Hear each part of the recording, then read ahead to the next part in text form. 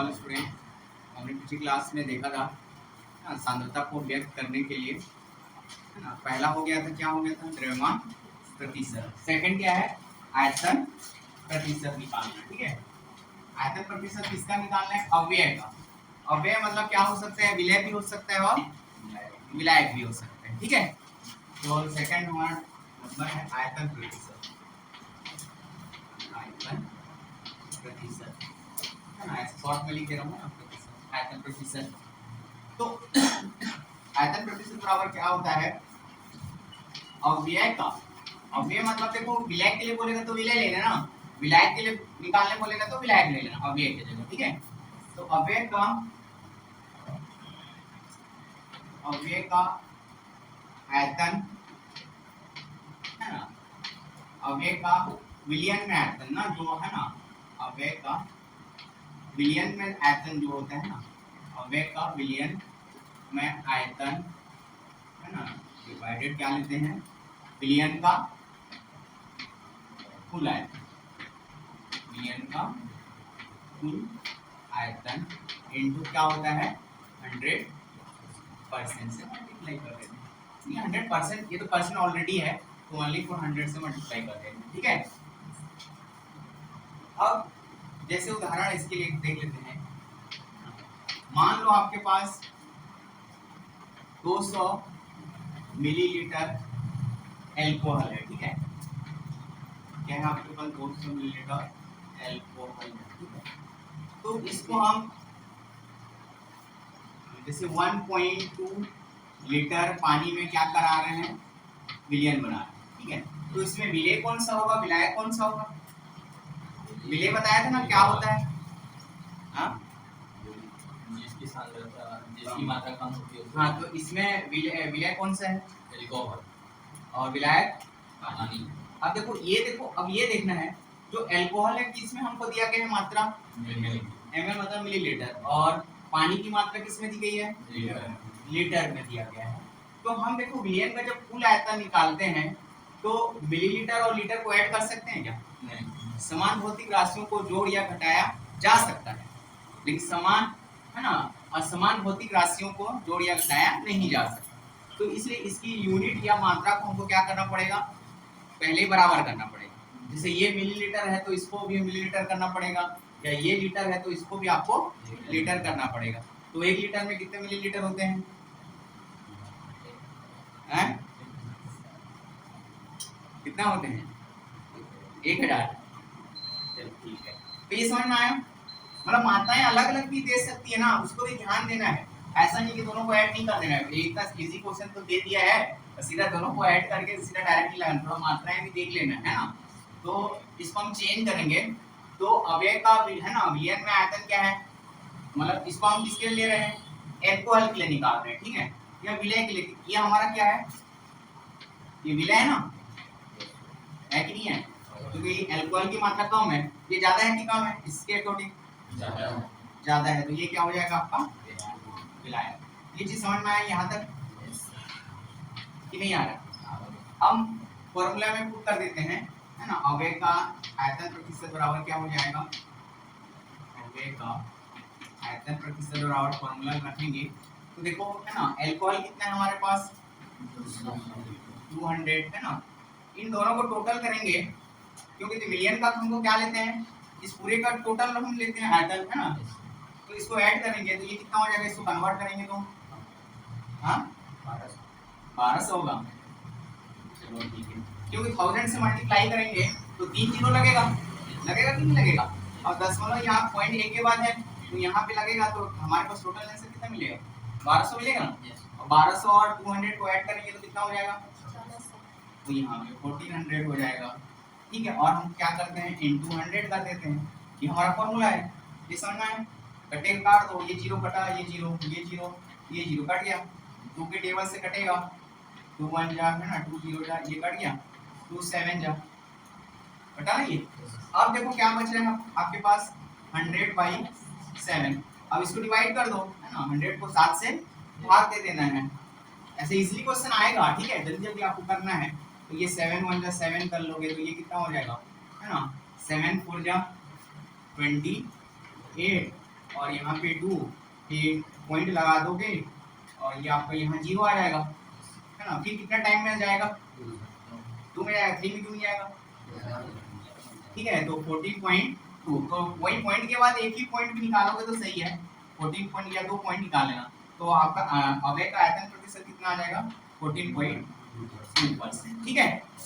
समझ में आया। तो ये क्या निकालना है ना, अवयव का आयतन प्रतिशत। विलय का बोलेगा तो विलय ऊपर में ले लेना, विलायक बोलेगा तो विलायक को ऊपर में ले लेना, ठीक है। अब नेक्स्ट थर्ड देखें।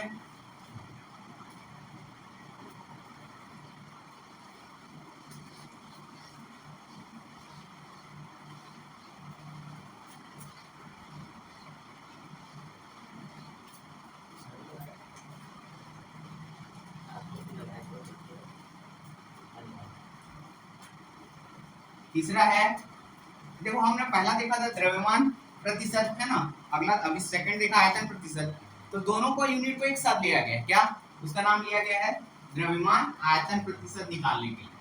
तीसरा हमारे पास कंडीशन क्या है, द्रव्यमान आयतन प्रतिशत। द्रव्यमान आयतन प्रतिशत निकालने के लिए फॉर्मूला क्या है, विलय का द्रव्यमान, ठीक है। यहाँ पे क्या लेना, विलय का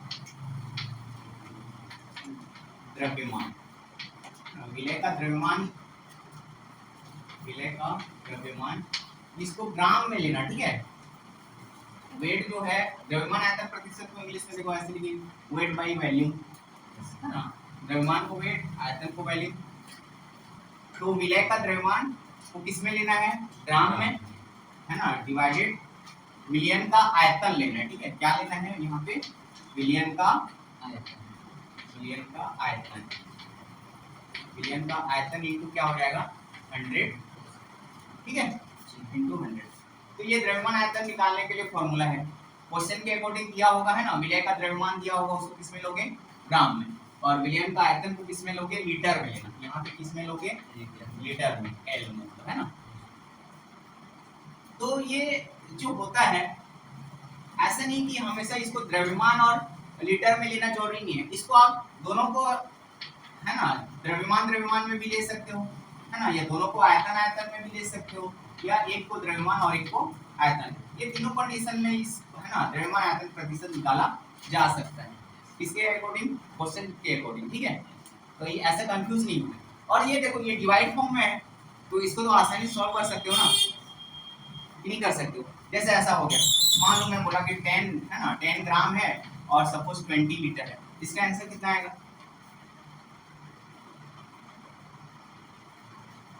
मान लो ये यहाँ पे वैल्यू हमने पुट कर दिया ऐसा, है ना।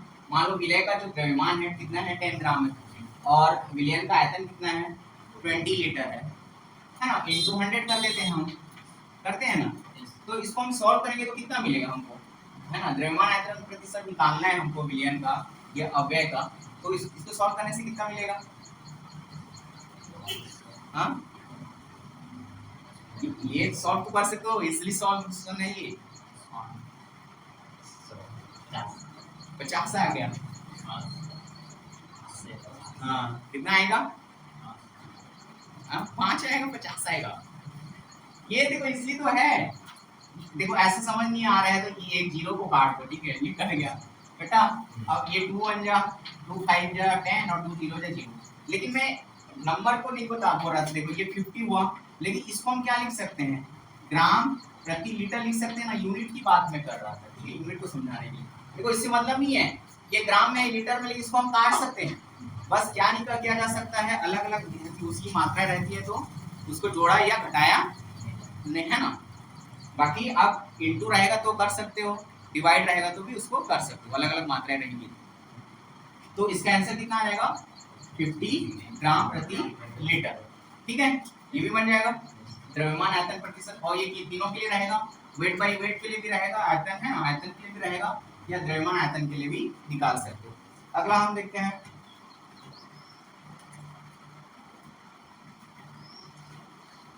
आ रहा है, ये थ्योरी टाइप का ही है ना ये।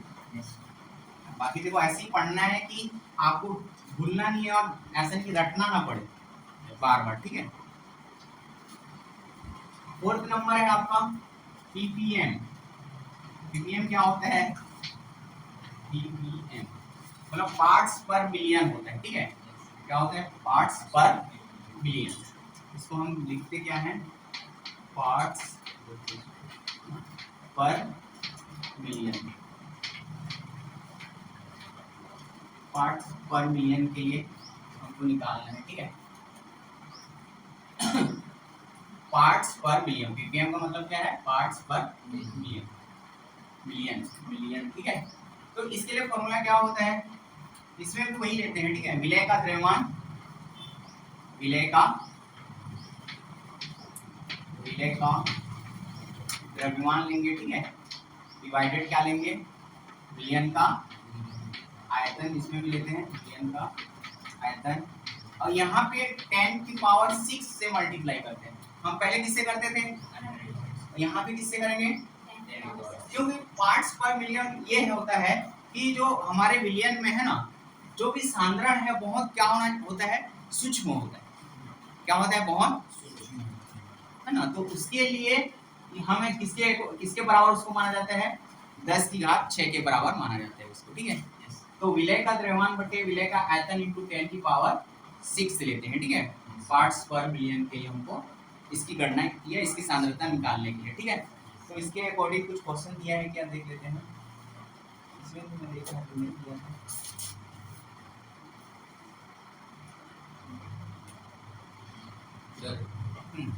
ये परिभाषा इसकी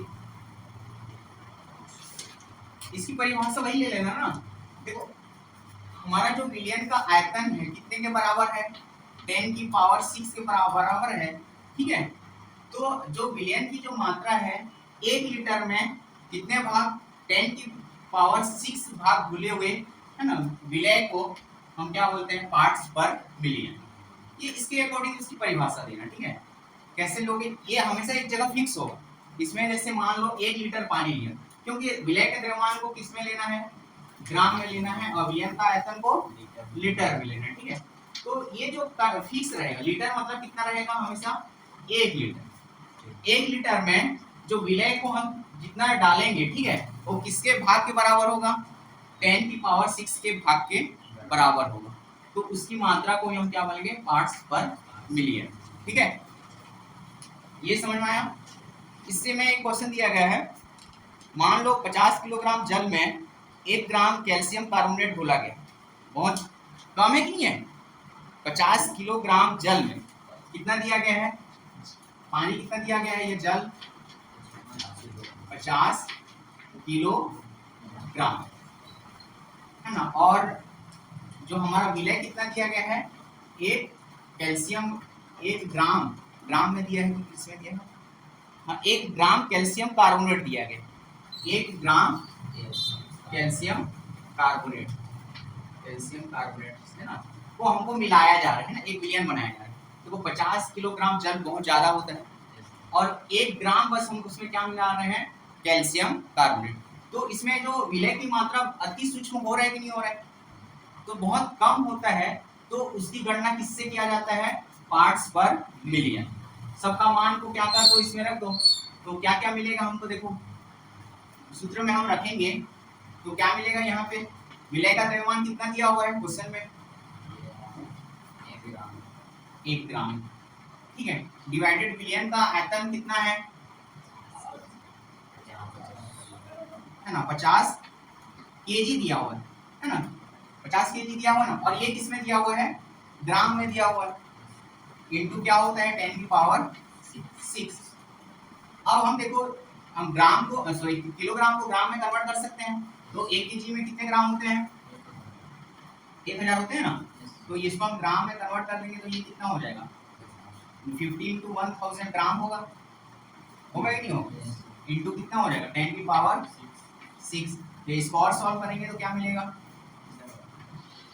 इसको सॉल्व करेंगे कितना आएगा, 1 इंटू दोनों को मल्टीप्लाई कर दिए तो कितना जीरो आएगा, 50,000 होगा ये, इंटू 10 की पावर 6 का मतलब क्या है ना, मतलब 10 की पावर 6 का मतलब क्या है, आगे 8 6 हाँ मतलब 10 6 जीरो, ठीक है। तो इसको माइनस करेंगे तो हमारा आंसर क्या मिलेगा, देखो इसमें 4 जीरो है, इसमें 6 है, मतलब हमको क्या मिलेगा यहाँ पे 10 की पावर 2 और डिवाइडेड कितना मिलेगा 5 मिलेगा समझाने के लिए।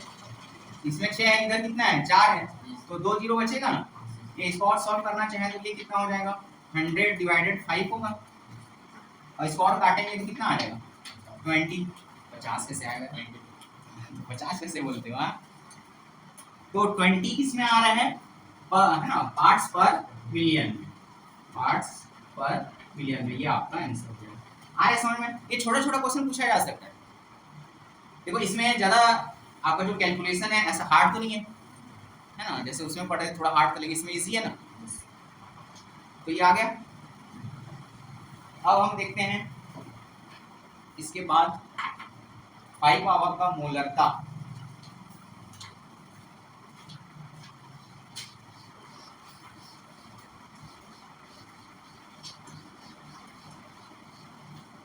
देखो जो डेफिनेशन बोल रहे थे आयुष, ये जो हम सूत्र लिख रहे हैं उसके अकॉर्डिंग है ना, उसके भागों की संख्या को ले लेना, ठीक है, और उसके हिसाब से उसकी परिभाषा लिख लेना, ठीक है। अगला है मोलरता।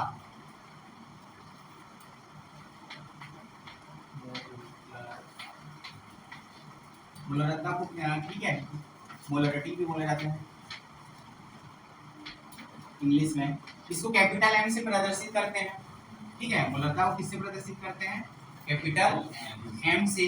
एम बराबर होता है N upon B. N upon B का मतलब क्या होता है, एन जो होता है ना अव्यय, अव्यय मतलब विलय या विलायक के मोलों की संख्या, और बी का मतलब क्या है विलयन का आयतन, ठीक है। तो यहाँ पे हम एन के को क्या लेते हैं अव्यय के,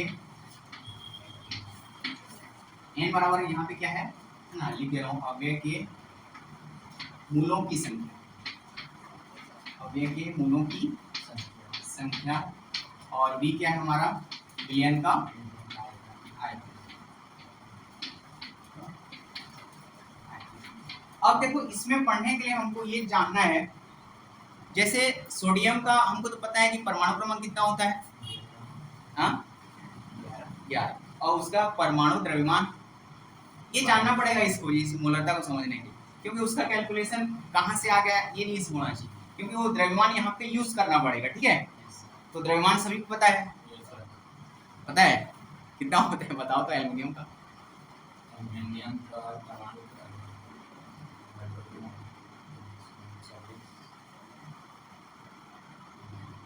अभी हाँ बोलती है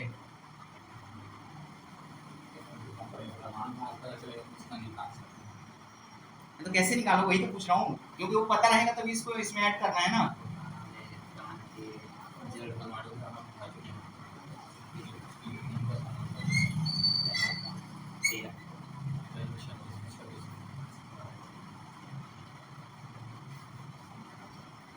देखो इसमें मोलरता का डेफिनेशन क्या कैसे लिख सकते हो, 1 लीटर विलयन में है ना जो हमारा विलायक है वो कितना रहेगा 1 लीटर, विलयन में घुले हुए विलय के ग्राम अणुओं की संख्या, मतलब जो विलय घुला होगा उसके ग्राम अणुओं की संख्या को ही हम क्या बोलेंगे विलय के मोल या उसकी मोलरता कहेंगे, ठीक है।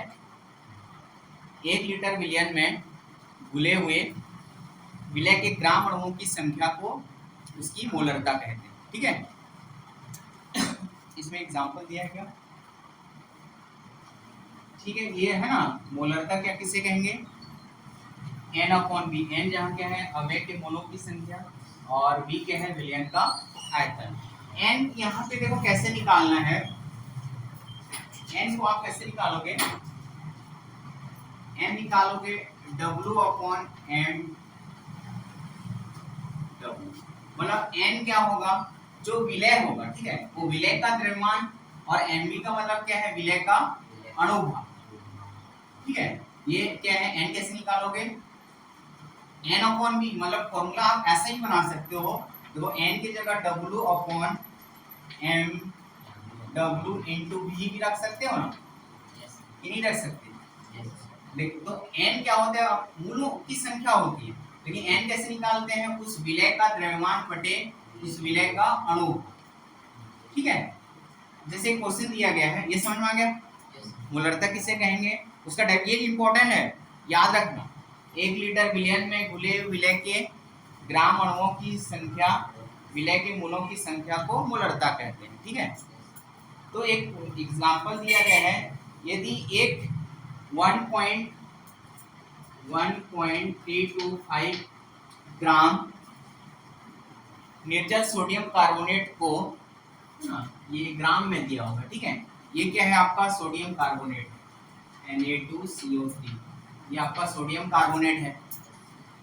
इसको है ना कितने लीटर जल में विलयन बनाया गया है, 250 मिलीलीटर, 250 मिलीलीटर जल में इसका विलयन बनाया गया है। ठीक है, अब हमको इसकी गणना करना है, तो अब इसका अणुभार भी क्वेश्चन में दे दिया गया है, तो है ना सोडियम कार्बोनेट का अणुभार कितना दिया गया है, मतलब MW कितना दिया गया है, 106 आपको दिया गया है। तो क्वेश्चन में ही मेंशन दे दिया रहेगा तो आपको याद भी नहीं रहेगा तो कोई दिक्कत नहीं है। सबको क्या करोगे, फॉर्मूला में क्या कर दोगे, पुट कर दोगे। इंटू 1000% भी होता है फॉर्मूला, ठीक है, तो इंटू 1000, इंटू यहाँ भी क्या ले लेना 1000। अब देखो सभी को हम क्या कर देंगे, इस फॉर्मूला में वैल्यू को पुट कर देंगे। तो विलय कितना दिया, 325 दिया है ना, उसके बाद उसका अणुभार दिया हुआ है 106 है ना, इंटू आयतन कितना दिया है विलयन का 250, इंटू क्या हो जाएगा 1000। ठीक है, अब इसको सॉल्व करोगे, जैसे देखो ये पॉइंट है, पॉइंट को पहले हटाना चाहो तो हटा देना। ठीक है, कैसे हटाओगे, इधर देखो है ना, पॉइंट को हटाने के लिए 1325 है ना, 1 पॉइंट के बाद कितना डिजिट है 3, तो उसको नीचे में 3 जीरो लगा देना है ना कहीं भी, ये हो जाएगा आपका, या इसको ऐसे लिख भी सकते हो 30 इंटू, इसको कन्वर्ट किया ना, ये दशमलव को हमने किसमें कन्वर्ट किया, 20 में कन्वर्ट किया है ना। उसके बाद क्या है हमारे पास 106 इंटू ये कितना हो जाएगा 250 इंटू क्या हो जाएगा ये और ये कट जाएगा, फिर कटेगा। अब इसको डिवाइड कर लो, देखो 5 के टेबल में 5 5 5 जा कितना 25, 5 0 जा, इसके बाद ये भी कटेगा 5 2 जा 10 कटेगा 32, 5 6 जा 32 और ये 25, 5 6 जा 30 ना, और ये 25 का 5 5 जा 25। अब कुछ कटेगा 5 से फिर काट लो, 5 1 जा 5 0 जा 5 5 जा, और उसके बाद एक बचा मतलब 5 3 जा है ना, और कटेगा, तो हमारे पास कितना है 53 है, और नीचे में कितना बचा 106 इंटू 10 करेंगे तो ये आएगा। इसको हम डिवाइड कर लो, मतलब ऐसे डिवाइड कर लेना है ना, 53 को डिवाइड किससे करना है, ग्रेटर नंबर से करना है, तो ग्रेटर नंबर से करना है मतलब हम क्या करते हैं, पॉइंट लगा लेते हैं, पॉइंट लगाते हैं ना, पॉइंट लगाने के बाद यहाँ एक जीरो आ जाएगा। अभी भी देखो ये छोटी संख्या है, अभी भी जिससे हम भाग दे रहे हैं छोटी संख्या है ना, और एक जीरो लेंगे तभी हमारा एक जीरो आएगा ना। अब बड़ी संख्या हुआ, अब कितने बार में जाएगा, 5 बार में जाएगा, 5 टाइम्स। तो देखो 5 0 जा 0, 5 6 जा 30, फिर 5 0 जा 3 और 5 1 जा 5, ये कट गया, कैंसिल हुआ, तो आपका आंसर कितना आ गया 0 वहाँ पे भी 53 2 जा 106, वहाँ पे भी कर सकते हैं। हाँ 53 ये कट रहा है, बोल तो कटेगा तो काट सकते हो कहीं भी, मैं ऐसे ही बता दूँ इसी तरीके से। तो आपका आंसर कितना आएगा 0.0 मोल प्रति लीटर। ठीक है, तो आज के क्लास के लिए इतना, कल हम नेक्स्ट क्लास में देखेंगे। ठीक है।